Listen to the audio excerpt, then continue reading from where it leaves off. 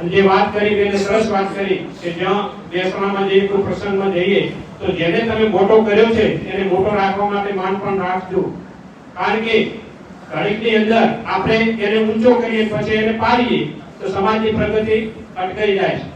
અને તમારા બધાના આશીર્વાદ થકી આજે અહીં જગ્યા નાની પડી છે એટલે અહીં લોણશીલા ખાતે એક મોટો બેન 1500 થી 2000 લોકો જમી શકે એવો આપણે શેડ બનાવવાનો લગભગ 30 લાખના ખર્ચે એ પણ ટૂંક સમયમાં આપણે એનું કામ પણ ચાલુ કરાવશું. એટલે આયોજનમાં લઈ લેવાનું એમાં પણ જેને પણ સાથ સહકાર આવે જે આપજો અને એ મોટો શેડ બને તો આપણા આ લોણશીલામાં ખૂબ મોટું મહાન આપણું રાધારામ બાપાનું ધામ છે તો ધામથી જ આપણે આ શરૂઆત કરવી છે કે મોટો શેડ બને અને એમાં લોકો આરામથી આપણા સમાજના જ્યારે મીટિંગ હોય જ્યારે કોઈ પ્રસંગ હોય એ કરી શકે એના માટે પહેલ શરૂઆત કરવાની છે.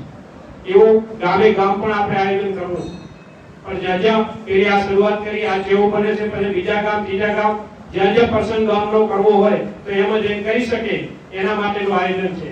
એ રસોડું હોય બધી વ્યવસ્થા હોય તમામ વ્યવસ્થા આયોજન છે એમાં પણ તમે તમામ સાથ સહકાર આપજો. આ જે કંઈ કરી શકીએ છીએ એ તમારા આશીર્વાદથી કરી શકીએ છીએ અને તમારા આશીર્વાદ થકી મળ્યા હોય ત્યારે તમારો દીકરો તમારાથી પાછો નથી રહેવાનો. તમે બધાએ અહીં આજે આપણા સમાજના જે મુદ્દાઓ આપ્યા છે એને અમલ કરી અને આપણા સમાજની પ્રગતિ માટે અને સમાજના વિકાસ માટે અને સમાજના ઉત્થાન માટે બધા સહમત રહી અને કાર્ય કરશું તો આ સમાજ એકદમ પ્રગતિના પંથે બંધાશે. એટલે વધારે ના કહેતા આજે સૌ આગેવાનો મળ્યા અને સમાજ મળ્યો ત્યારે સમાજનો ખૂબ ખૂબ આભાર માની મારી વાત પૂરી કરું. અસ્તુ ભારત માતા કી જય.